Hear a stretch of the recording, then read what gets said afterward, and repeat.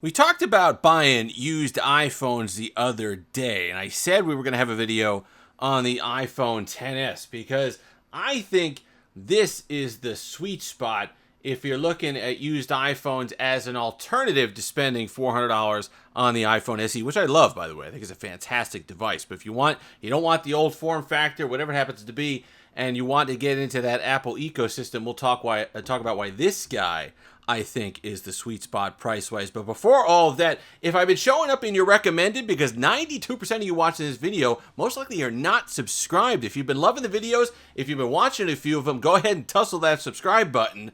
It certainly means a lot to me, and it means I can afford more Pushins. So let's talk about the iPhone XS and why I think, when I was talking spec-wise, a lot of people compare the iPhone 11 to what you'd be getting with the iPhone SE because of the almost dollar-to-dollar comparison. The iPhone 11 renewed, Amazon renewed, which will be the link in the description here where I think you should get the iPhone from, is sort of on par with it, a little bit more expensive.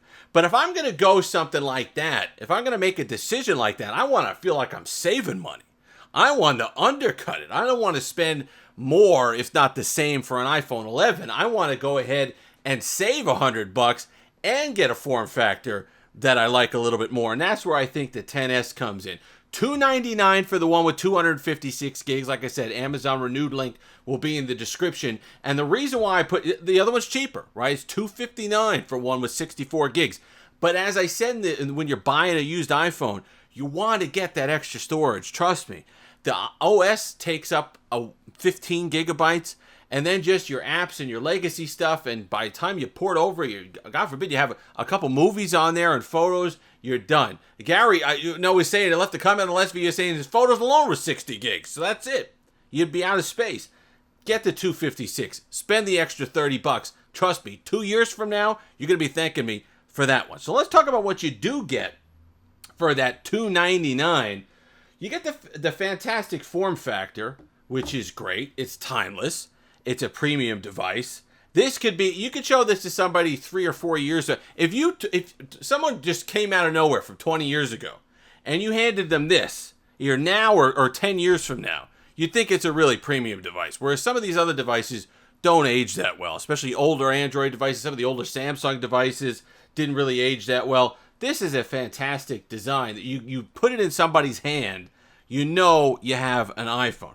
The screen, which is the big thing that people were complaining about with the iPhone SE. Fantastic OLED panel, brightness, color, saturation. Yeah, it's 60 hertz, but on iPhone, on Apple, the 120 hertz thing wasn't even a thing until this year. So you have to basically get a new iPhone 13 in order to be getting any higher refresh rate. But if you're an iOS person, you know what the deal is. That doesn't worry you that much. You're happy with this device here, and this is a fantastic display, and it held up really well. Apple, going back to the mid-90s, even earlier than that, always punched above their weight when it came to displays. They charged you, but they came through with it, and the iPhone here is no exception. And certainly, if you're judging it on new devices, or at least other devices in that price range, it's going to beat almost all of the devices that you'd be considering in the $299 price range, and certainly on the iPhone side.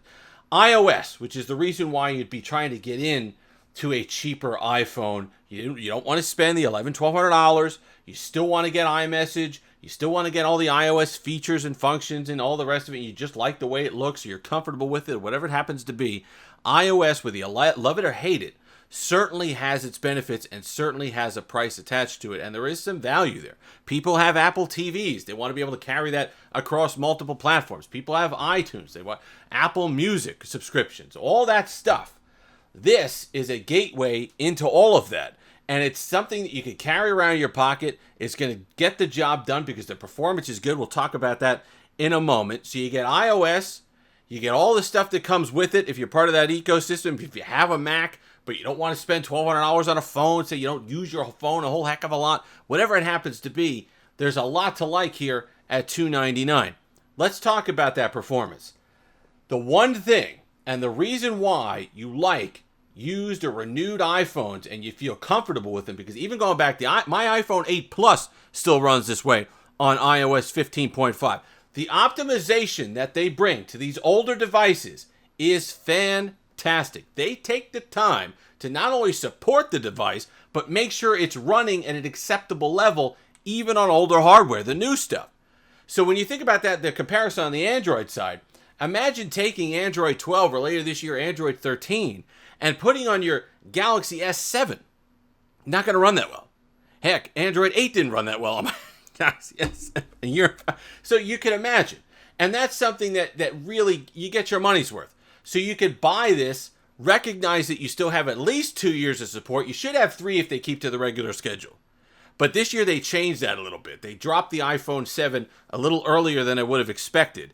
So we'll be conservative here and expect for your $299 you're going to get at least 2 years of support here. And that means, and that's not support, that's of the major upgrades of iOS. So you're looking iOS 16 and 17, I think minimum, if not 18. And the great thing about that is they don't just slap it on here.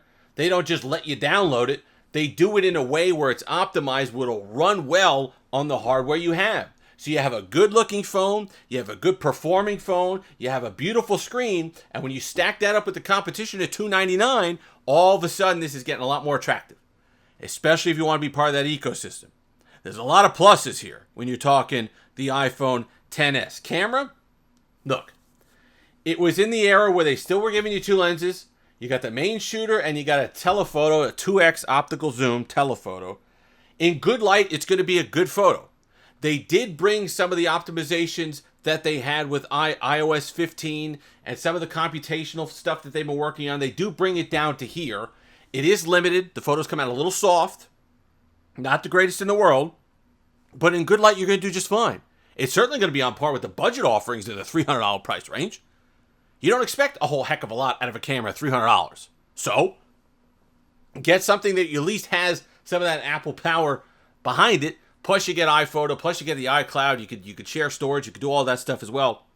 So, there's a lot to like there, even on the camera side, even though it's not the most versatile camera in the world. And think about what you get. So, that's 2 lenses, okay? A lot of times when you have phones that are budget devices, $300 and under, they might give you 4 lenses, but one of them's a monochrome this and a 2 megapixel macro this that you're never going to use, or who cares? At least the 2 that they give you are functional, high quality, flagship level camera lenses at one point, 2018, that you're going to be able to use. So you're going to get use out of both of them. Instead of those 4 that you usually get on budget devices, you're lucky to get use out of 1. So there's certainly a difference there.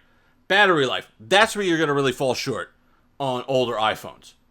They never, especially if you're not getting the Max version, if you're just getting the regular iPhone XS and you're not getting the XS Max, even then it wasn't great. Because like I was talking about in the used video, we go nuts over battery life on iPhones now. But that's because they probably put a decent one in there, a decent sized battery in there to go with the power efficient A series of chips. But they didn't do that back then. For this iPhone XS, you're talking a 2600 milliamp hour battery, which you think even in 2018 is underpowered when this phone came out. Is it all day? If you're a light user, it is. If not, you might have to top off, or you might have to live with seeing the red at the end of the day, or seeing that 20-15% towards the end of the day, because it certainly does drain power if you got the OLED, if you got the brightness up, if you're outside, something like that. So that's something to keep in mind.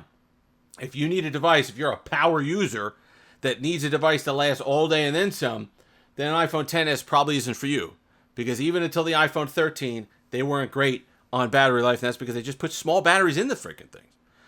With that said, you do get wireless charge, you just get the regular Lightning port charging. Speakers are excellent on it. Screen, like we said, is good. Nice punchy OLED, but you get the dual speakers. You get a nice viewing experience for your YouTube videos, for your movies. Fantastic integration with all the rest of it.